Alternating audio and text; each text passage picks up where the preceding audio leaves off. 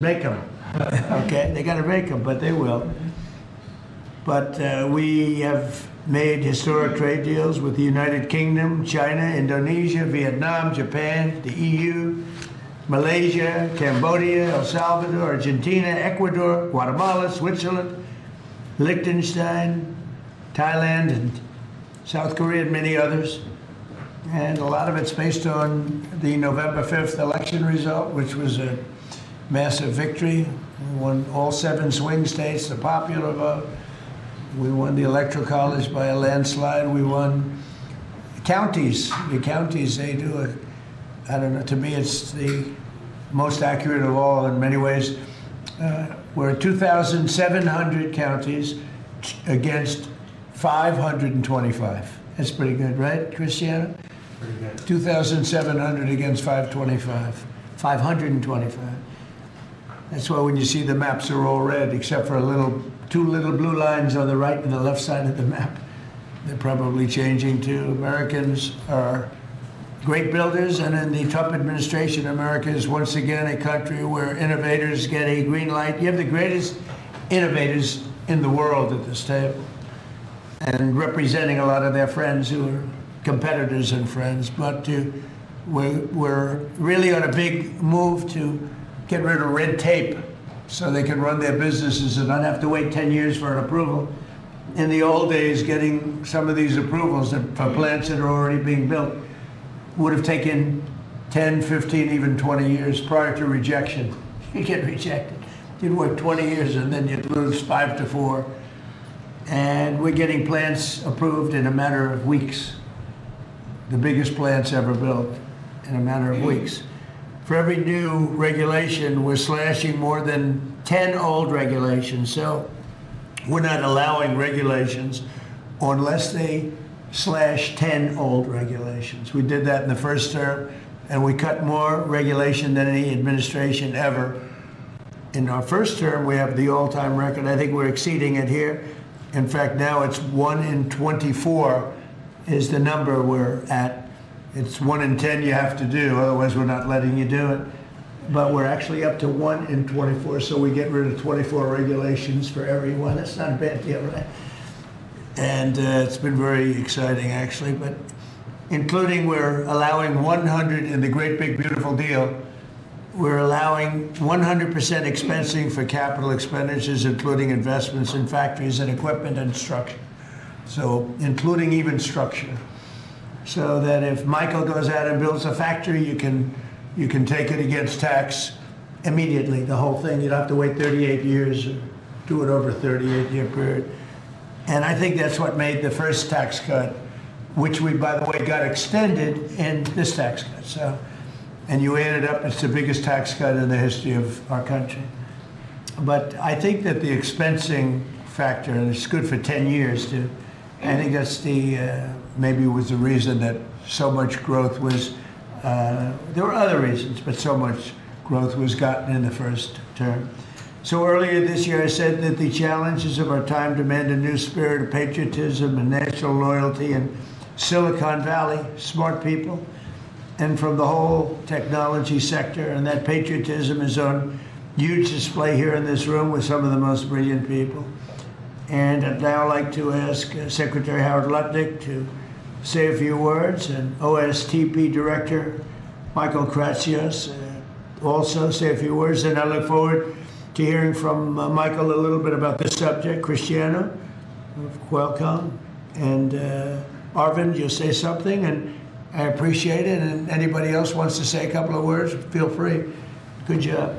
So why don't we start with Howard, please.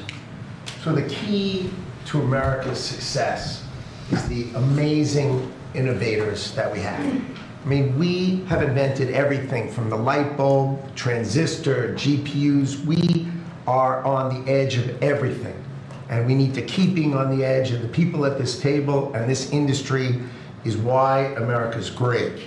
We need to build here. You know, for too many years, we innovated and we let everyone else build our stuff.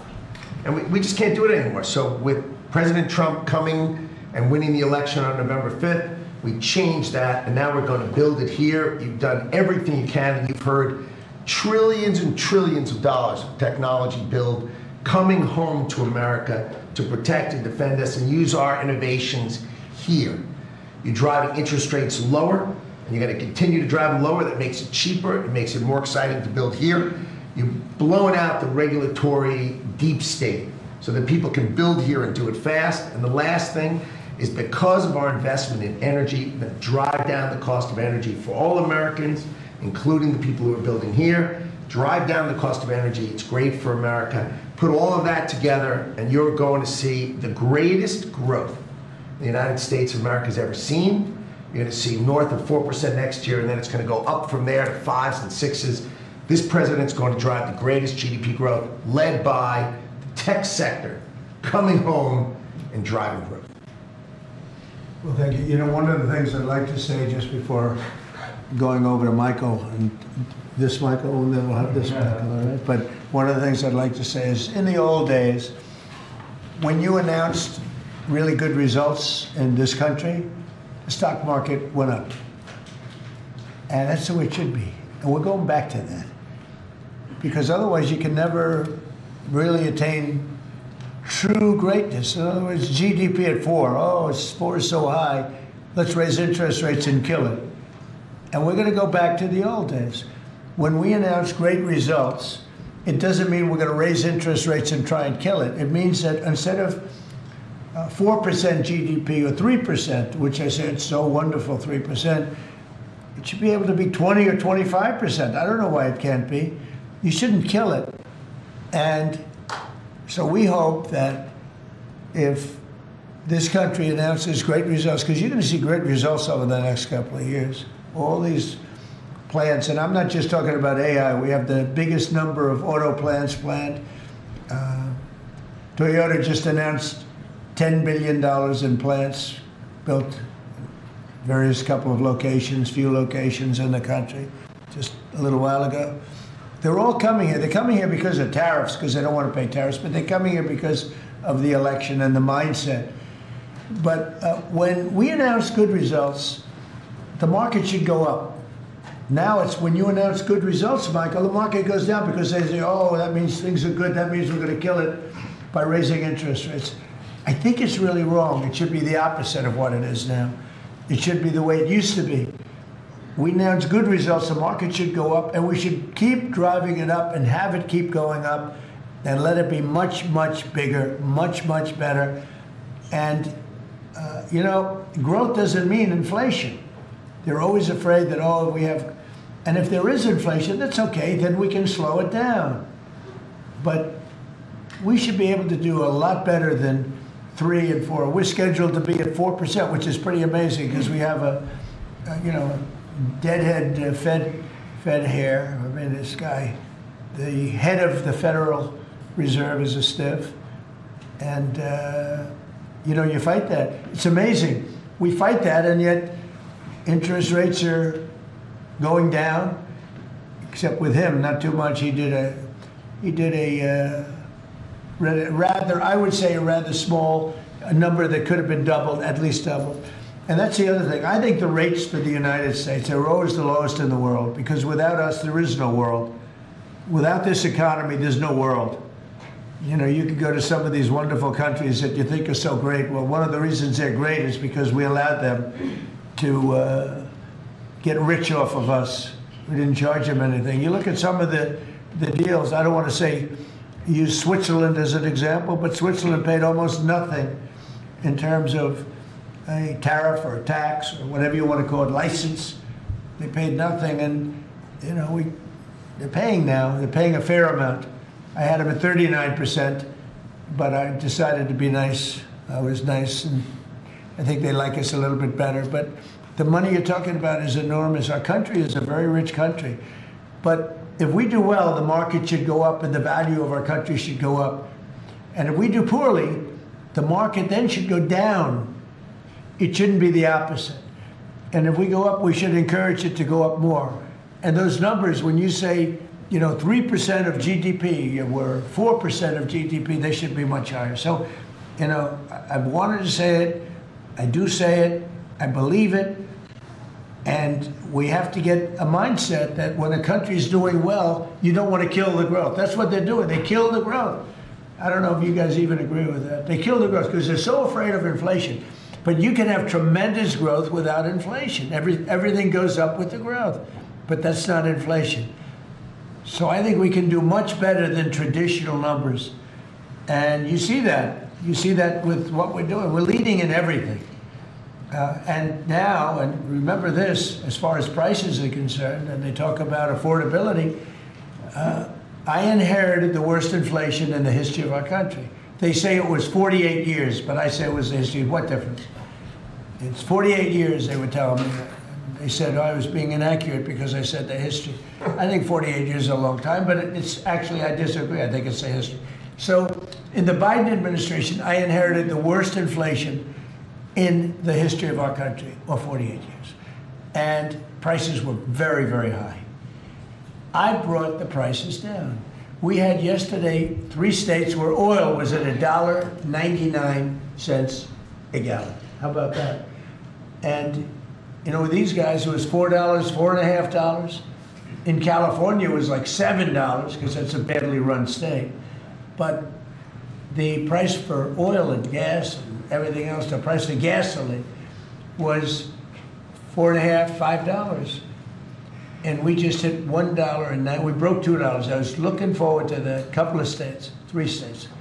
And I will say that when that happens, oil and gas and energy is so big, it's so big a category, you don't even know what number 2 is. There is no number 2. And when you have the prices coming down for energy like that, you've killed inflation and you're lowering prices. So I inherited very simply the highest prices in history, and I'm bringing them down really fast, led by energy. And when energy comes down, everything else comes down. But I've only been here a short while, and we gave them a beautiful, beautiful thing, and they destroyed it. They would have destroyed our country had they been allowed to stay. If we didn't win this election, if we had Kamala, who's the same as Joe, low IQ people, but if we had Kamala, as you would have a country that would be right now in ruins. I believe that 100%. Things would be in a state like nobody's ever seen before. Worse than anything you've ever imagined. Worse than 1929, in my opinion. Instead, we have the hottest country in the world, and we're going to keep it that way. But just to finish, we inherited high prices. We're bringing them down very rapidly, and we're bringing them down to very, very good levels. They'll soon be down at very good levels. Michael, please go ahead. Absolutely. As everyone in this room probably knows very well, leadership in science and technology has been foundational to our economic and national security for decades. And because of the policies that you have championed and the private sector partnerships that you have made, America currently is leading the world in S&T, and it's benefiting all Americans every day. The one thing that I want to remind this group of, and many of you know, the president has been arguing for American leadership in AI well before ChatGPT was even invented. The president signed an executive order on artificial intelligence leadership in 2019, which set the stage for the revolution that we're seeing today. In the past year, we've built on that. We signed out the AI Action Plan in July of this year, which the president launched here in Washington, along with 3 EOs. And I know a lot of that effort is around creating a regulatory environment to allow for companies like yours to thrive and for the applications that you build to have the biggest impact on Americans every day. So thank you for everything that you do, and I know we're going to keep working together to make sure that America is the home for the next great technological discoveries. Thank you, Michael. And Michael? Thank you, sir. Well, look, we greatly appreciate the focus the administration has on lowering energy costs. And energy is the substrate of manufacturing at the industrial level, and really an incredibly important input to the economy. We can't be competitive without a super low cost energy industry.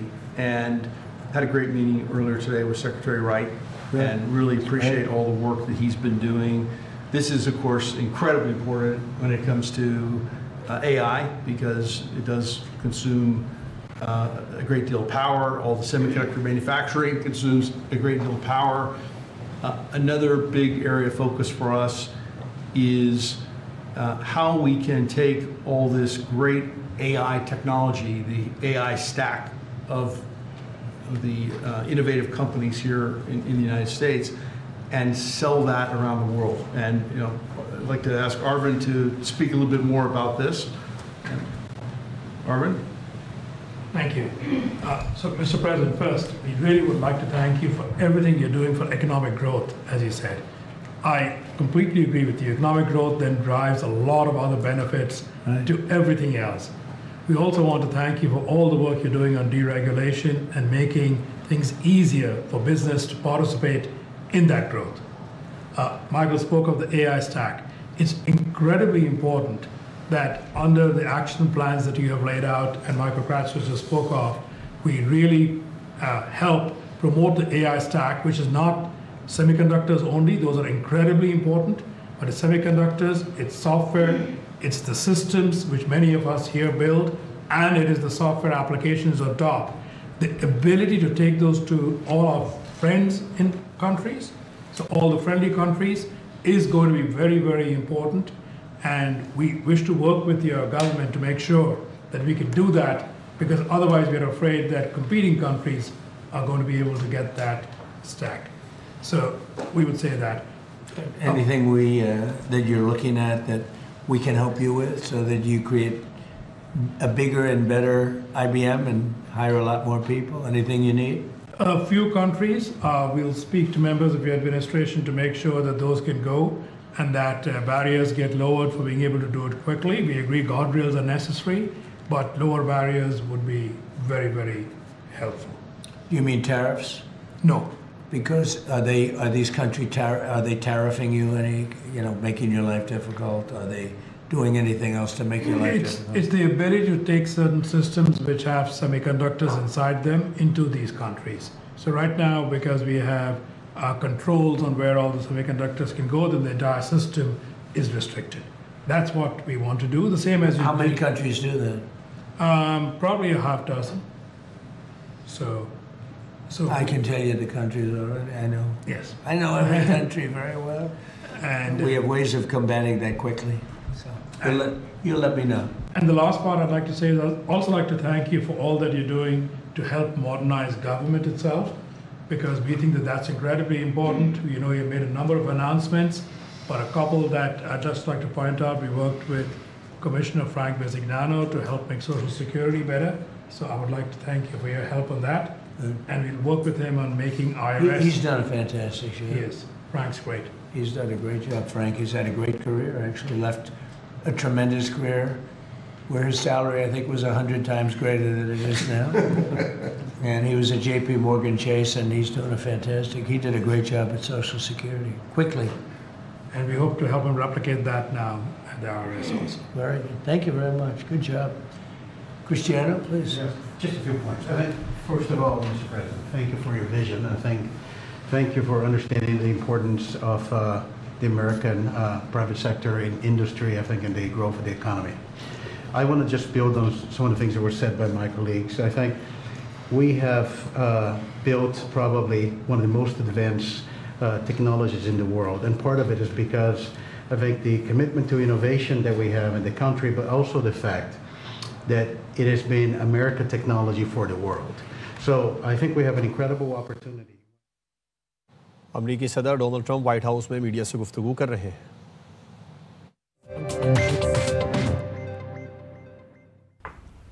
ये tweets और उनकी जिम्मेदारी है। सलमान अकरम राजा साहब, बिल्कुल ठीक है। तो ये अगर वो ये कहते हैं कि या तो इनकार करें, फिर खुद को डिस्टेंस करें। ये कहना कि जी वो मैं उसमें शामिल, ये तो बिल्कुल अलग बात है। ये तमाम तो ट्वीट्स जो हैं वो उनकी मर्जी से